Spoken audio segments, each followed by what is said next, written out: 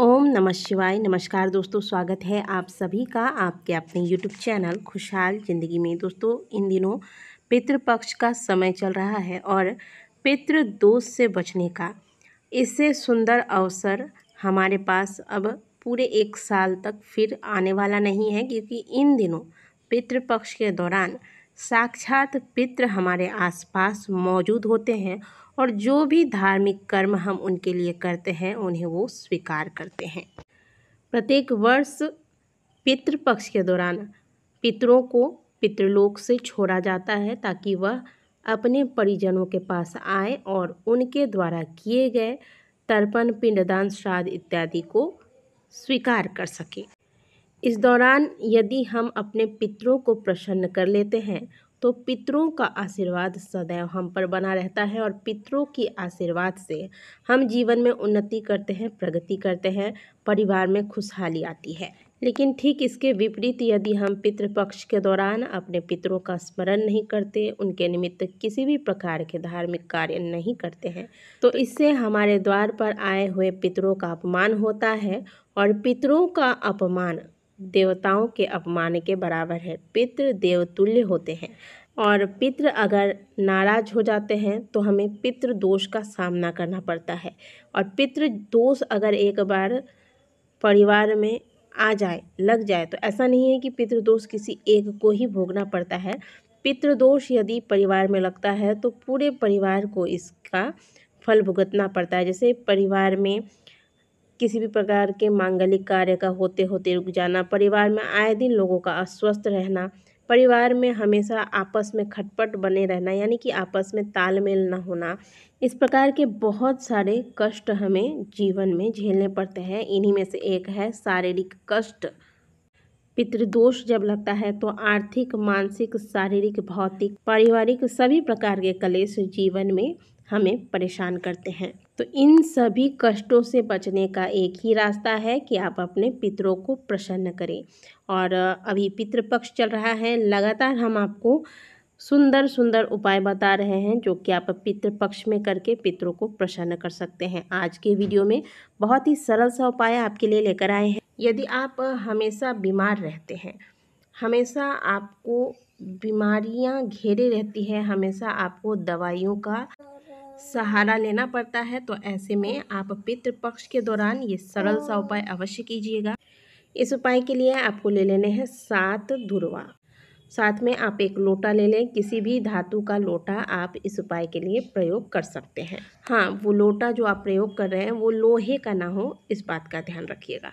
अब इस लोटे में आप घर से ही जल भर लेंगे और जल भरने के बाद आपको क्या करना है, जल एकदम आपको जो कलश आपने लिया है इसके एकदम ऊपर तक भर लेना है। जल भरने के बाद जो आपने 7 दुर्वा लिए हैं, इस 7 दुर्वा का जो आपने लोटे में जल भरा है इसमें बस आपको स्पर्श कराना है। ध्यान रखिएगा कि इन 7 दुर्वा को डुबाना नहीं है जल में, इसका केवल जल से स्पर्श कराना है। आप बस स्पर्श करा के दुर्वा को हटा लेंगे। अब ये जो लोटा में जल है, इस जल को लेकर आप चले जाइए महादेव के मंदिर में।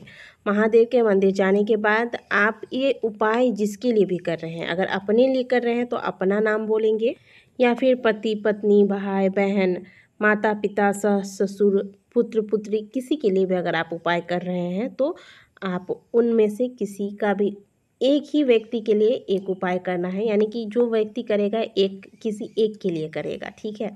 तो जिसके लिए इस उपाय को कर रहे हैं उसका नाम ले लीजिएगा। अब आप अपने पितरों का ध्यान करेंगे और इसके बाद यह जल श्री शिवाय नमस्तुभ्यं बोलकर महादेव के शिवलिंग पर उत्तर दिशा की ओर मुँह करके खड़े होकर समर्पित कर देंगे। एक बार फिर से बता देती हूँ, जिसके लिए उपाय किया जा रहा है उसका नाम लेना है, फिर पितरों का नाम लेना है और फिर महादेव का नाम लेकर श्री शिवाय नमस्तुभ्यं बोलकर यह जल महादेव के शिवलिंग पर समर्पित करना है। जल चढ़ाते वक्त आपका मुंह उत्तर दिशा की ओर होना चाहिए और फिर महादेव के समक्ष प्रार्थना कर लीजिए कि जिस व्यक्ति के लिए ये उपाय किया गया है वह जल्दी स्वस्थ हो जाए, उसे बार बार दवाइयों की जो ज़रूरत पड़ती है वो समस्या समाप्त हो। इस प्रकार से महादेव से प्रार्थना करके वापस घर को आ जाइए। इसके अलावा आपको और कुछ भी नहीं करना है, बहुत ही सरल सा उपाय है, बस इतना सा आपको करना है। अब जो वो आपने 7 दुर्वा लिए थे जिसका स्पर्श लोटे के जल में कराया गया था, वो 7 दुर्वा आप किसी ऐसे स्थान पर या इस ऐसे गमले में डाल दीजिए, ऐसे स्थान पर डाल दीजिए कि किसी का पैर उस पर ना पड़े।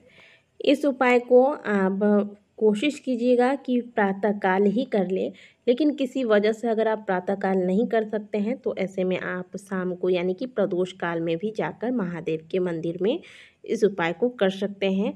मंदिर जाने से पहले आप नहाकर स्वच्छ वस्त्र धारण कर लें। अगर नहीं नहा सकते हैं तो सुंदर से हाथ मुँह धोकर फिर शुद्ध वस्त्र धारण करके तब जाके मंदिर में इस उपाय को करना है। इस उपाय को स्त्री या पुरुष कोई भी कर सकता है। पितृपक्ष के दौरान अब जितने भी दिन बच गए हैं, इस उपाय को आप चाहें तो पितृपक्ष में अभी जितने दिन बचे हुए हैं प्रतिदिन करें, संभव होता है तो। और अगर प्रतिदिन नहीं कर सकते हैं तो कम से कम एक दिन इस उपाय को पूरे पितृपक्ष में अवश्य कीजिएगा। बिल्कुल दृढ़ विश्वास के साथ इस उपाय को कीजिएगा। महादेव की कृपा से आपके जो अकारण बार बार आपको दवाइयाँ लेने की नौबत आ जाती है वो समस्या समाप्त होंगी। दोस्तों आशा करते हैं कि दी गई जानकारी आपको अच्छी लगी होगी। अगर वीडियो अच्छी लगी है तो वीडियो को लाइक ज़रूर कीजिएगा, और अगर आप हमारे चैनल पर पहली बार आए हैं तो चैनल को सब्सक्राइब अवश्य कर लीजिएगा। मिलते हैं आपसे अगली वीडियो में, तब तक के लिए ओम नमः शिवाय, हर हर महादेव।